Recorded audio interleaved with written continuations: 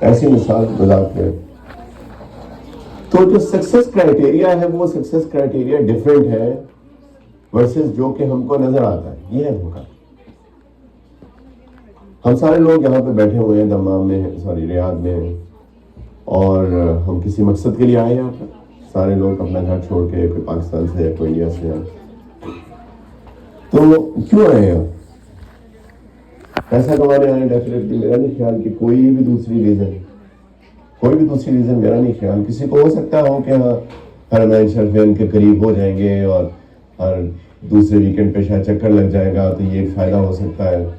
میں بھی کسی کی یہ تھاٹ پروسیس ہو موسٹ لائکلی, لیکن جنرلی پیسہ کمانے آیا ہے بس, اور تو کوئی مقصد ہی نہیں ہے.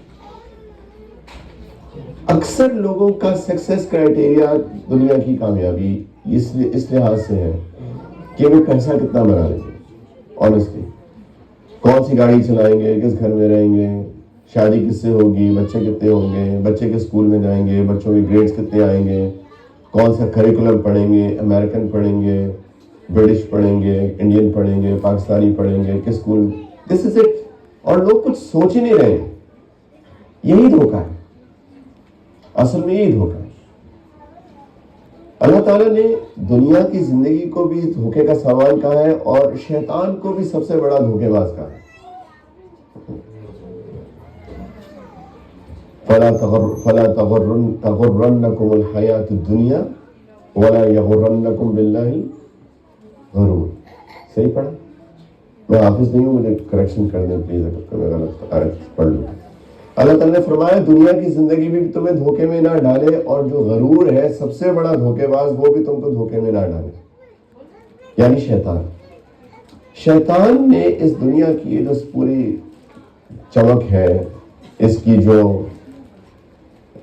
جس طریقے سے دنیا چلتی ہے, اس کو یوز کر کے انسان کو دھوکے میں ڈال دیا. تو ہم کو اس دھوکے سے باہر نکل کے جو ریالٹی ہے, جو فیکٹ ہے, جو اصل ہے, اس کو اپنے آپ کو یاد کرانا, یہ ہمارا کام ہے روزانہ کا. کوئی اگر دن ایسا گزر جائے, یقین جانیے کہ جس دن میں اپنے آپ کو یاد نہ کراؤں کہ اصل میں ریالٹی کیا ہے دنیا کی, اسی دن میں دھوکے میں پڑ جاؤں وداؤٹ اینی ڈاؤٹ. ہر روز ہم تو ابھی یہاں بیٹھے ہیں, مل کے مجلس ہو رہی ہے, پتہ نہیں کتنی مجالس ایسی ہوتی ہیں, لیکن کم از کم میں کتنے بعد آیا ہوں, میں 10-11 مہینے بعد, فیبرری کے بعد شاید ہے نا. تو اس کے درمیان آپ لوگوں کی کتنی گیدرنگز ہوئی, کتنا آپ نے ایک دوسرے کو یاد دہانی کرائی, I'm not sure, I don't know. میں تو کہہ رہا ہوں ایک دن بھی ایسا گزر جائے جس میں ہم یاد دہانی نہ کرائیں تو ہم دھوکے میں پڑ جائیں گے. اسی لیے اللہ سبحانہ و تعالی ہمیں چاہتے ہیں کہ ہم روز اللہ کو یاد کریں. وَسَبِّحُوهُ بُكْرَةً وَأَصِيلًا, صبح و شام اللہ کی تسبیح بیان کریں. اللہ تعالیٰ نے 5 وقت کی نماز روزانہ فرض کی, ایوری سنگل ڈے 5 وقت کی نماز. ہر تھوڑی دیر بعد نماز کا وقت ہو جاتا ہے. صبح فجر اٹھتے ہی نماز, پھر تھوڑا سا کام کیا, سورج تھوڑا سا ڈکلائن ہوا, زوال ہوا, پھر نماز, پھر تھوڑا سا اور, پھر نماز, پھر مغرب, سورج ڈوب گیا, پھر نماز, پھر اندھیرا ہو گیا, پھر نماز, اگلے دن کی پھر وہی ترتیب. ہر روز نماز. اصل میں کیا ہے نماز, کیا چیز ہے؟ کیوں بھائیو, نماز کیا چیز ہے؟ اللہ کی یاد ہے نا. اقم الصلاۃ لذکری, اللہ تعالیٰ نے فرمایا کہ نماز قائم کرو میری یاد کے لیے. اللہ کی یاد ہے. اللہ تعالیٰ چاہ رہے ہیں کہ ہر تھوڑی دیر بعد ہم اپنا سارا کام تھوڑی دیر کے لیے چھوڑ دیں اور 100% اللہ کی یاد میں مشغول ہو جائیں ہر تھوڑی دیر بعد. آپ سمجھ رہے ہیں کتنا امپورٹنٹ ہے اس کا ریمائنڈر اپنے آپ کو دیتے رہنا کہ یہ دنیا کی زندگی جو ہے اصل میں دھوکے کا گھر ہے, ریالٹی کچھ اور ہے. میں ہر چیز چھوڑ دیتا ہوں نماز میں. اصل میں آئیڈیلی اسپیکنگ مجھ کو ہر چیز بھلا دینی چاہیے اور مجھے اللہ کی یاد میں ڈوب جانا چاہیے. کتنا سخت المیہ ہے کہ اگر کسی کو سجدے کے اندر اللہ کے علاوہ کسی اور چیز کی یاد آ رہی، آپ سوچیں کہ میں نے اپنا سر سجدے میں اللہ کے سامنے رکھ دیا اور میں سوچ رہا ہوں کیا میں نے ابھی نیکسٹ میٹنگ میں کرنا کیا ہے، معذرت کے ساتھ، لیکن شرک اور کیا ہوتا ہے؟ میں تو اپنے آپ کو یاد کرا رہا ہوں.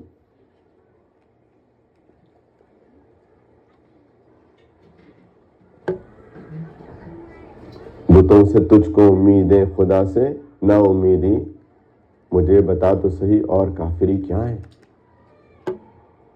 اقبال نے کہا تھا نا کہ اور کفر کیا ہے کہ تم کو بتوں سے، یعنی کہ اللہ کے سوا کوئی بھی جو مخلوق ہے اس سے امید لگی ہوئی ہے اور اللہ سے نا امیدی ہے. کفر اور کس چیز کو کہتے ہیں؟ اگر سجدے میں مجھے اللہ کے سوا کسی اور کی یاد ہے یا کوئی اور فکر میری دماغ کے اندر اس وقت اس میں مشغول ہوں، تو اور پھر توحید کہاں ہے؟ توحید کہاں ہے پھر؟ تو اس چیز کو سمجھنے کی ضرورت ہے. آپ نے بالکل ٹھیک کہا کہ یہ روح کی غذا ہے نماز. وہ ایک ڈفرینٹ ایسپیکٹ ہے اس کو دیکھنے کا کہ اللہ تعالیٰ نے ہمارے اندر ایک روح بھی ڈالی ہے اور روح کی غذا اللہ تعالیٰ نے بنائی ہے نماز. جس طرح جسم کی غذا ہے اسی طرح سے روح کی غذا ہے.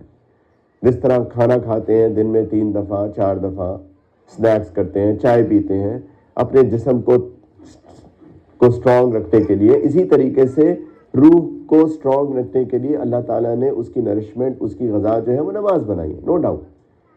لیکن میں تو اس وقت کسی اور پرسپیکٹو سے بات کر رہا ہوں. میں اس پرسپیکٹو سے بات کر رہا ہوں کہ انسان کو ہر وقت اپنے آپ کو یاد کراتے رہنا کتنا ضروری ہے.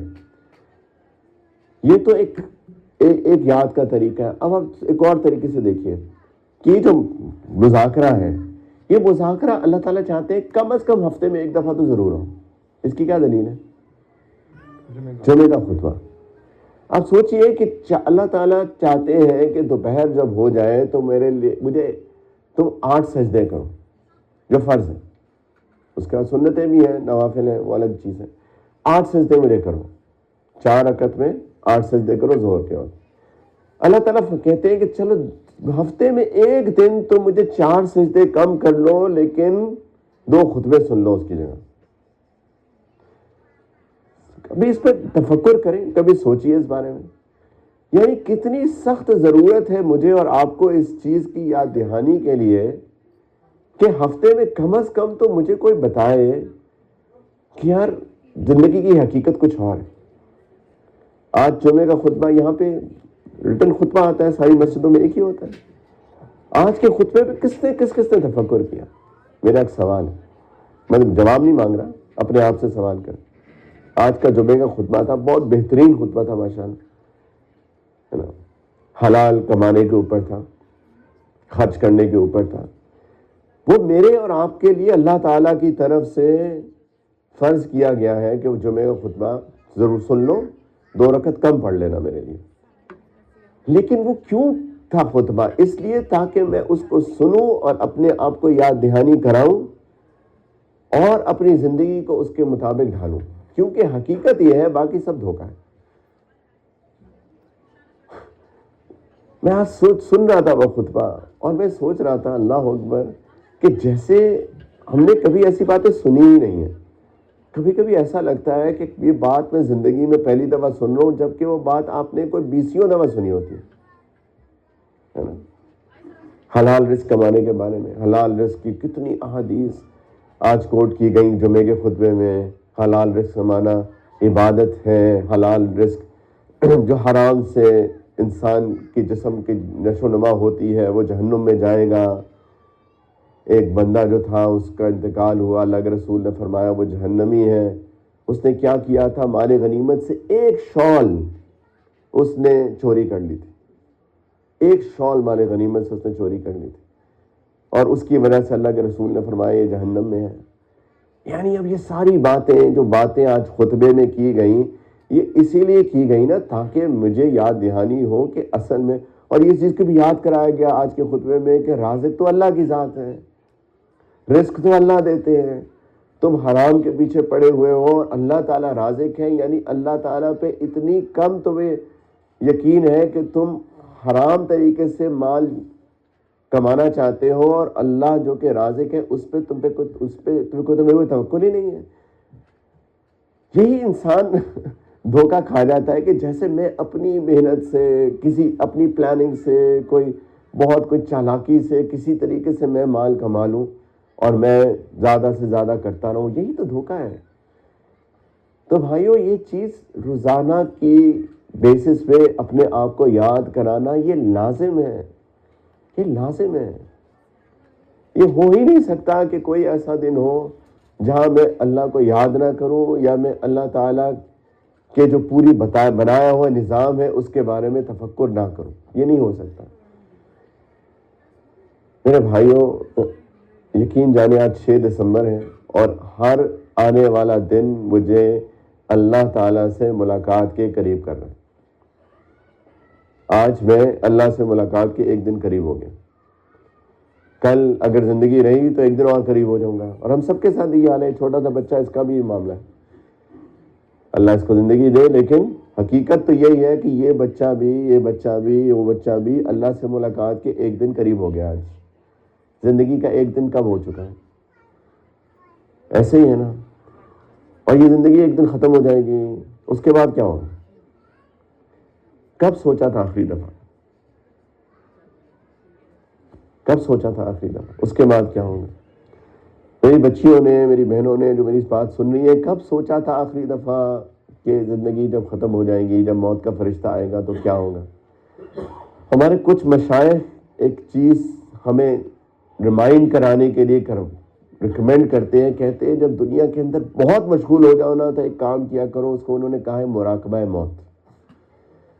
تھوڑی دیر کے لیے آنکھیں بند کر کے ایک خیال کرو کہ فرشتہ آ گیا ہے مجھ کو لینے، اور میں کس حال میں ہوں، تیار ہوں جانے کے لیے کہ نہیں. اپنے بارے میں سوچو. اس کے بعد فرشتہ میری روح نکال کے لے جائے گا. روح کیسے نکالے گا؟ والنازعات غرقا والناشطات نشطا والسابحات سبحا فالسابقات سبقا فالمدبرات امرا. اس کی ایک تفسیر جو ہے، اس کی 2 تفسیریں ہیں کم از کم. ایک تفسیر یہ ہے کہ یہ موت کی وقت کی بات ہے. والنازعات غرقا، کچھ لوگوں کے اندر، قرآن کہہ رہے ہیں، میں کوئی اپنی طرف سے باتیں نہیں کر رہا ہوں، کہ کچھ لوگوں کے اندر گھس جائے گا، غرق ہو کے اس سے روح کھینچے گا اس سے باہر. کیونکہ دنیا میں اتنا محو ہو چکا تھا یہ انسان کہ اس کو موت یاد ہی نہیں تھی، تیاری نہیں کی تھی. جب تیاری نہیں کی تھی تو نکلنا نہیں چاہے گا. اور کچھ آگے کیا ہے؟ والناشطات نشطا، اور کچھ کی جیسے گرہ کھول دیتے ہیں نا، غبارہ ہوتا ہے، غبارے کی گرہ لگی ہوتی ہے، جب اس کی نوٹ انٹائی کرتے ہیں کیا ہوتا ہے؟ ہوا کیسے آرام سے نکل جاتی ہے.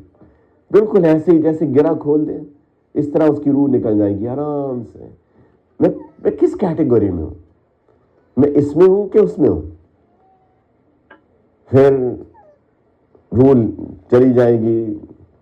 2 ہی جگہ ہیں، یا علیین ہے یا سجین ہے. کہاں ٹھکانا ہے میرا؟